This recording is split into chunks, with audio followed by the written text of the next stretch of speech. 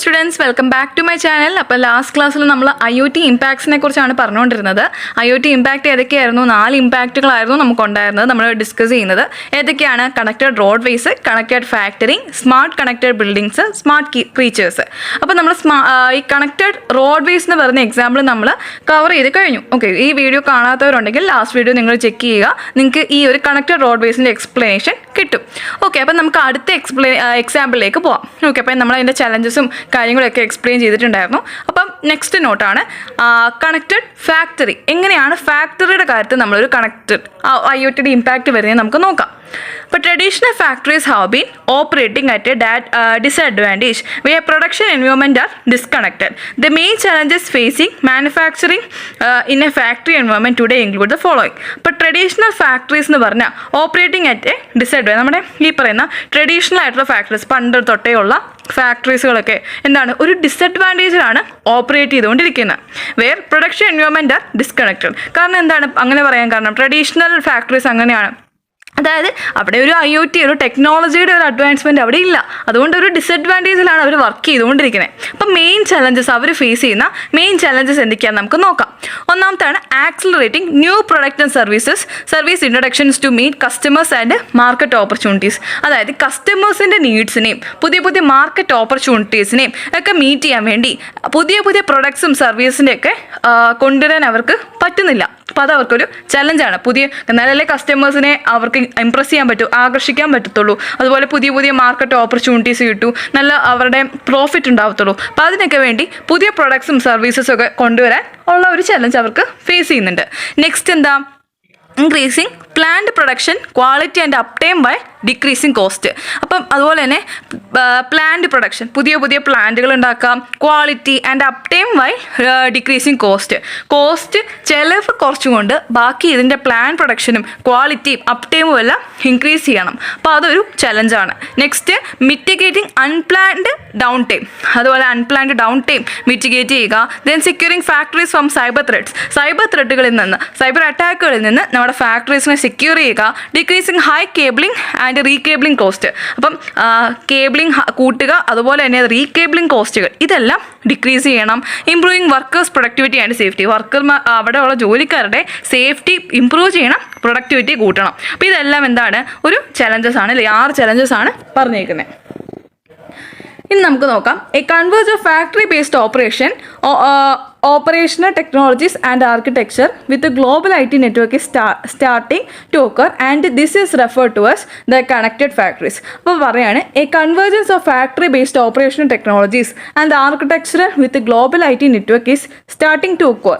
അപ്പം ഒരു converge factory based operational ടെക്നോളജിയും അതുപോലെ തന്നെ ആർക്കിടെക്ചേഴ്സ് വിത്ത് ഗ്ലോബൽ IT നെറ്റ്വർക്കുകൾ ഉള്ള ആർക്കിടെക്ചറുകളും ഉണ്ടാവാൻ പോവാണ്. ഈ starting to occur and this is refer to. അപ്പോൾ ഇതിനെയാണ് എന്താണ്, അതായത് നമ്മുടെ ഈ പറയുന്ന ഫാക്ടറി ബേസ്ഡ് ഓപ്പറേഷണൽ ടെക്നോളജികളും അതുപോലെ തന്നെ IT ഫീൽഡും കൂടെ ഒരുമിച്ച് ഒരു കൺവേർജ് ചെയ്തിട്ട് പുതിയൊരു സംഭവം ഉണ്ടാവാൻ പോവാണ്. സോ അതിനെയാണ് കണക്റ്റഡ് ഫാക്ടറി എന്ന് പറയുന്നത്. There are large number of basic sensors on factory ഫ്ലോറുകളിൽ ഒരുപാട് ബേസിക് ആയിട്ടുള്ള സെൻസേഴ്സ് ഉണ്ടാവും. They are smarter and gain the ability to communicate using the internet protocol over and ethernet infrastructure. അപ്പോൾ ഈ പറയുന്ന സെൻസേഴ്സ് എന്ന് പറഞ്ഞാൽ സ്മാർട്ടർ ആണ്, gain the ability to communicate. അവർക്ക് ഈ ഒരു എന്താണ്, ഈ പറയുന്ന സെൻസേഴ്സ് എല്ലാം സ്മാർട്ടറാണ്, അവർക്ക് അങ്ങോട്ടും ഇങ്ങോട്ടും കമ്മ്യൂണിക്കേറ്റ് ചെയ്യാൻ പറ്റും.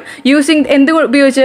ഇൻ്റർനെറ്റ് പ്രോട്ടോകോൾ യൂസ് ചെയ്തിട്ട് അവർക്ക് കമ്മ്യൂണിക്കേറ്റ് ചെയ്യാൻ പറ്റും ഓവർ ആൻ ഇതർനെറ്റ് ഇൻഫ്രാസ്ട്രക്ചർ. ഒരു ഇതർനെറ്റ് ഇൻഫ്രാസ്ട്രക്ചറിൽ ഇൻ്റർനെറ്റ് പ്രോട്ടോകോൾ യൂസ് ചെയ്തിട്ട് അവർക്ക് കമ്മ്യൂണിക്കേറ്റ് ചെയ്യാൻ പറ്റും. So they are smarter and gain the ability to communicate using the internet protocol over an ethernet infrastructure.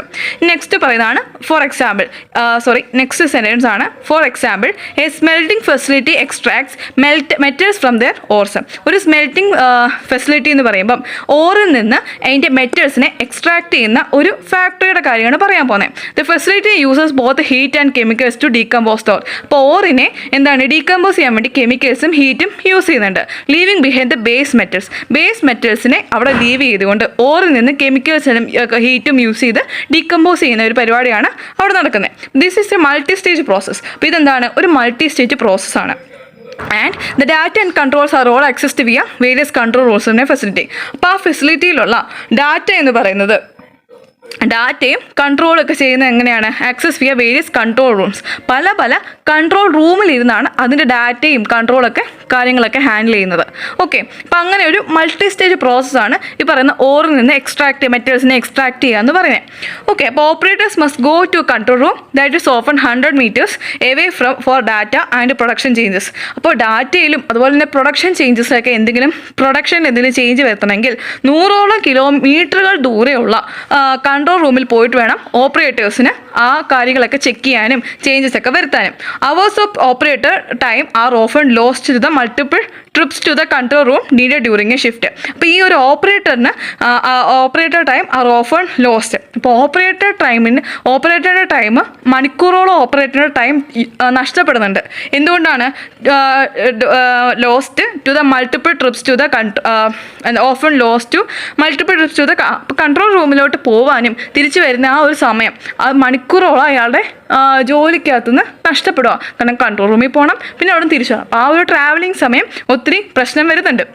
അയാളുടെ ആ ഒരു വർക്കിംഗ് ടൈമിൽ നഷ്ടപ്പെടുവാണ് ട്രാവലിങ്ങിന് വേണ്ടി തന്നെ.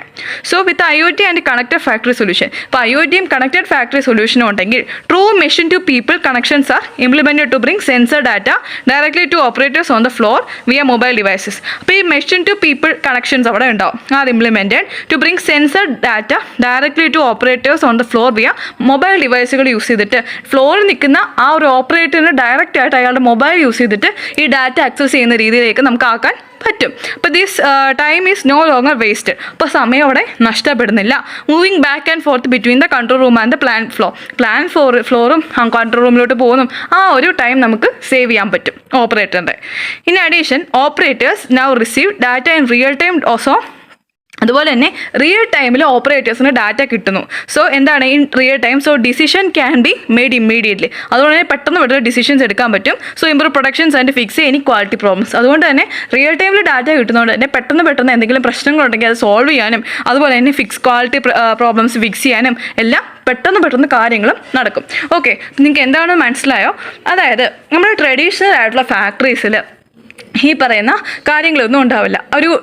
അവിടുത്തെ ടെക്നോളജീസൊക്കെ വളരെ പുവറായിരിക്കും. അതുകൊണ്ട് തന്നെ അവർ ഒരുപാട് ചലഞ്ചസ്, നമ്മൾ ലാസ്റ്റ് പറഞ്ഞ പേരിൽ ഒരുപാട് ചലഞ്ചസ് ഫേസ് ചെയ്യുന്നുണ്ട്. അപ്പോൾ ഈ ഒരു കാര്യം നമ്മൾ ഈ ഒരു കണക്റ്റഡ് ഫാക്ടറീസ് ഇംപ്ലിമെൻറ്റ് ചെയ്ത് കഴിഞ്ഞാൽ പിന്നെ അതായത് നമ്മുടെ ഈ ഒരു വലിയ പ്രൊഡക്ഷൻസും അതുപോലെ പുതിയ IT ഗ്ലോബൽ ടെക്നോളജികളും തമ്മിൽ ഒരു കൺവേർട്ട് ചെയ്തൊരു പുതിയ കണക്റ്റഡ് ഫാക്ടറീസ് എന്ന് പറയുന്ന സംഭവം ഇംപ്ലിമെൻറ്റ് ചെയ്ത് കഴിഞ്ഞാൽ എന്തൊക്കെയാണ് അവിടെ ചേഞ്ച് വരാൻ പോകുന്നത്? ഒരുപാട് കാര്യത്തിൽ ചേഞ്ച് വരും. ഓക്കെ, അപ്പോൾ അവരുടെ ചലഞ്ചസ് എല്ലാം അവർക്ക് ഫേസ് ചെയ്യാൻ പറ്റും.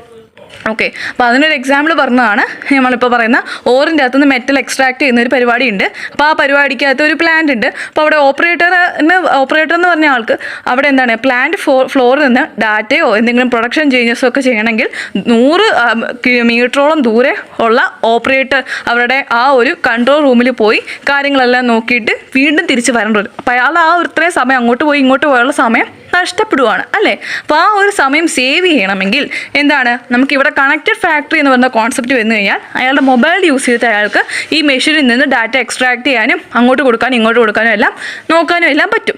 ഓക്കെ, അങ്ങനെ ഒരു സംഭവം വന്നു കഴിഞ്ഞാൽ എന്താണ് അയാളുടെ ട്രാവലിംഗ് സമയം, കൺട്രോൾ റൂമിൽ പോയി വരാനുള്ള സമയം, അതുപോലെ തന്നെ എന്താണ് മൊബൈൽ ഫോണിൽ ഡാറ്റ റിയൽ ടൈമായിട്ട് കിട്ടുന്നതുകൊണ്ട് തന്നെ എന്തെങ്കിലും പ്രശ്നമുണ്ടെങ്കിൽ പെട്ടെന്ന് തീരുമാനം എടുക്കാൻ അയാളെ കൊണ്ട് പറ്റും അല്ലേ. അപ്പോൾ അത് കൂടുതൽ കൺട്രോൾ കിട്ടുകയാണ്, അതുപോലെ തന്നെ സമയം ഒത്തിരി സേവ് ചെയ്യാൻ പറ്റും.